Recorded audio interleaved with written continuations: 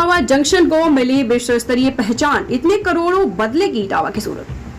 भारतीय रेलवे आधुनिकीकरण की दिशा में और भारत सरकार के न्यू इंडिया के सपने को साकार करने की दिशा में तेजी से आगे बढ़ रही है।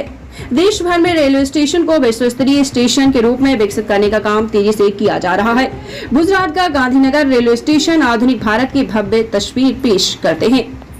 इस स्टेशन पर यात्रियों के लिए अत्याधुनिक सुविधाएं विकसित की गई हैं। यात्रियों की सुचारू आवाजाही के लिए इन स्टेशन पर लिफ्ट और आपको बता दें एस्केलेटर के अलावा आधुनिक सुविधाओं से युक्त कॉन्कोर्स, सेटिंग रूम और कमर्शियल क्षेत्र विकसित किए गए हैं। भारत सरकार द्वारा शुरू की गई अमृत भारत स्टेशन योजना के तहत देश भर के 1309 रेलवे स्टेशन का अत्याधुनिक सुविधाओं के साथ पुनर्विकास किया जा रहा है। भारतीय विविधता की भव्यता को प्रदर्शित करते हुए ये पुनर्विकासित स्टेशन मौजूदा सुविधाओं के उन्नयन और प्रतिस्थापन के साथ नई अत्याधुनिक यात्री सुविधाओं से सुसज्जित होंगे। अमृत भारत रेलवे स्टेशन योजना के तहत इटावा रेलवे स्टेशन का 33 करोड़ रुपए से शुरुआत होगी और आपको बता दें स्टेशन डिजाइन के मानक तत्व निम्नलिखित होंगे। स्टेशन का सिटी सेंटर के रूप में विकास, स्टेशन के दोनों ओर के शहर का एकीकरण, स्टेशन भवन का सुधार, विकास, अच्छी तरीके से डिजाइन की गई आधुनिक यात्री सुविधाओं का प्रावधान अच्छी तरीके से डिजाइन किया गया है। मास्टर प्लान में भावी संपत्ति विकास का प्रावधान, जीएन भू निर्माण, स्थानीय कला और संस्कृति, स्टेशन में 508 स्टेशन के पुनर्विकास की आधारशिला प्रधानमंत्री द्वारा आगामी 6 अगस्त को पूरे देश भर में एक साथ वीडियो कॉन्फ्रेंसिंग के माध्यम से रखी जाएगी। इस अवसर पर इन सभी स्टेशन पर स्थानीय जनप्रतिनिधियों सहित शहर के गणमान्य नागरिक, स्कूली बच्चे, हमारे राष्ट्रीय और अंतर्राष्ट्रीय खिलाड़ी, स्वतंत्रता सेनानी और विशेष रूप से क्षेत्र के पद्म भूषण पुरस्कार प्राप्तकर्ताओं सहित सामान्य जनमानस उपस्थित होंगे। प्रदेश में इटावा जनपद ऐतिहासिक और सांस्कृतिक दृष्टि से बहुत ही महत्वपूर्ण है और जब ये देश में अंग्रेजों का शासन था तब जब ये रेल लाइन बिछाई गई उसमें इटावा शहर का विशेष ध्यान रखते हुए और इटावा से इस लाइन को स्थापित किया गया और इसलिए इटावा बहुत ही महत्वपूर्ण सिटी है। प्रधानमंत्री माननीय मोदी जी ने और हमारे रेल मंत्री जी ने देश की जो रेलवे स्टेशन हैं उन रेलवे स्टेशनों को वर्ल्ड लेवल की रेलवे स्टेशन पर सुविधाएं हो, साफ सफाई हो, देखने में बिल्डिंग हो, यात्रियों की सुविधा का विषय हो, खान पान का विषय हो, सभी तरह से जो आधुनिक यात्रियों के लिए जो बड़ी स्टेशनों पर अभी तक जो सुविधाएं प्रदान की गई हैं उसी बड़ी स्टेशनों से भी सुंदर एक स्वरूप बनाने की दिशा में प्रधानमंत्री मोदी जी ने इटावा की रेलवे स्टेशन को चिन्हित किया है, जिसके लिए मैं उनको हृदय से इटावा जनपद की ओर से आभार व्यक्त करता हूं, उनको बधाई देता हूं। उन्होंने इटावा जनपद के रेलवे स्टेशन को विकसित करने के लिए अभी 33 करोड़ का प्रावधान किया है, जिसमें इस पूरे स्टेशन का पूरा स्वरूप परिवर्तित होगा।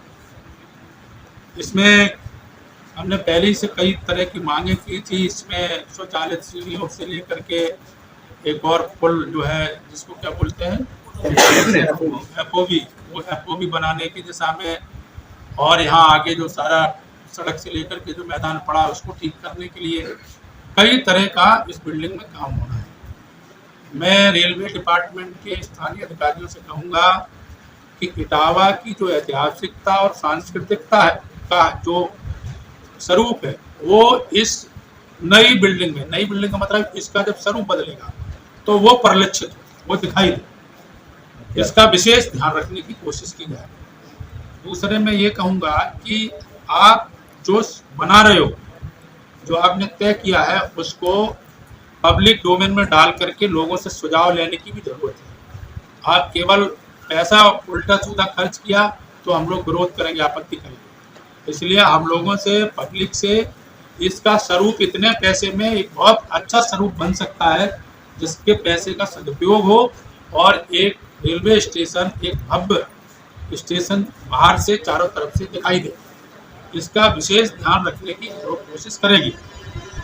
मैं पुनः रेल मंत्री जी को, प्रधानमंत्री जी को बधाई देता हूँ कि इटावा की रेलवे स्टेशन को आकर्षक बनाने के लिए यात्रियों की सुविधा की दृष्टि से जो आवश्यकताएं हैं उनको ध्यान में रखते हुए जो धनराशि स्वीकृत की गई है, मुझे पूरा उम्मीद है कि हमारे इटावा की स्टेशन एक तरह से जो देश की बड़ी स्टेशनों का जिस तरह का स्वरूप होगा, उसी तरह हमारे इटावा के स्टेशन का भी एक भव्य स्वरूप हम सबको देखने को मिलेगा। किसी तरह की समय सीमा निर्धारित की गई कब तक ये बन के तैयार होगा?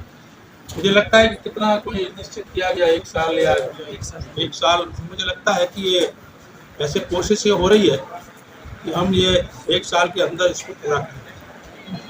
लेकिन जैसा काम होगा और जैसे पहले चरण में काम कोई शुरू हो गया तो दूसरे चरण में उसी काम को आगे बढ़ाने के लिए प्रारूप तैयार होगा। तो इसलिए मैं चाहूँगा कि आप सब लोगों से भी चाहूँगा, हमारे यहाँ जो डिजाइन के मित्र हों और कोई हो तो वो इसमें सलाह जरूर दें, जिससे इसको और, क्योंकि ये बहुत पुरानी बिल्डिंग है, स्टेशन जो बना हुआ है, इसको मैं चाहूँगा यहाँ रेलवे के हमारे अधिकारी बैठे, इस पूरी बिल्डिंग का पहले तो ये बहुत परीक्षण कराया जाए कि इसकी मजबूती क्या है, आगे कितने दिनों तक और ये चल सकती है।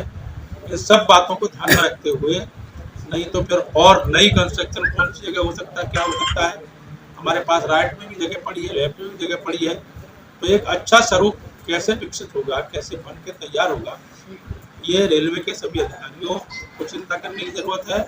और हम सब जो जनप्रतिनिधि है, पब्लिक के लोग हैं, उनसे भी कुछ सुझाव मांगे जाएं जिससे इसको और अच्छा और बेहतर बनाया जाए। ये हमारी विशेष रूप से आज के प्रेस वार्ता में, और आभार व्यक्त करता हूँ पुनः रेलवे के अधिकारियों। ट्रेन कितनी रुक रही है रुकने का?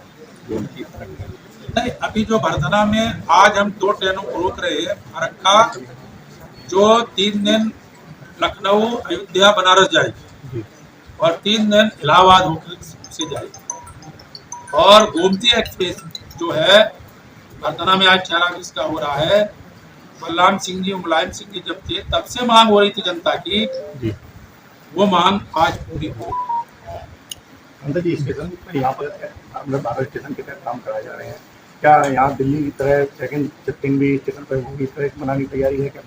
कौन सी शिफ्टिंग? सेकंड दूसरी मंजिल बनाने की तैयारी? नहीं, मुझे लगता है दूसरी मंजिल की जरूरत यदि होगी तभी उसके ऊपर विचार करती है दूसरी बिल्डिंग। लेकिन उसको यदि हमें आकर्षण बनाना है और थोड़ा ऊंचाई बढ़ानी है तो इसी बिल्डिंग को कैसे हम विश्व स्तरीय स्टेशन बनाया जाएगा, तो क्या राजधानियां या और बड़ी गाड़ियों को रोकने का आगे की प्लानिंग है? मुझे लगता है कि जिस पब्लिक के हिसाब से जो ट्रेन टाइम के अनुकूल यदि जरूरत होगी तो उस पर जरूर विचार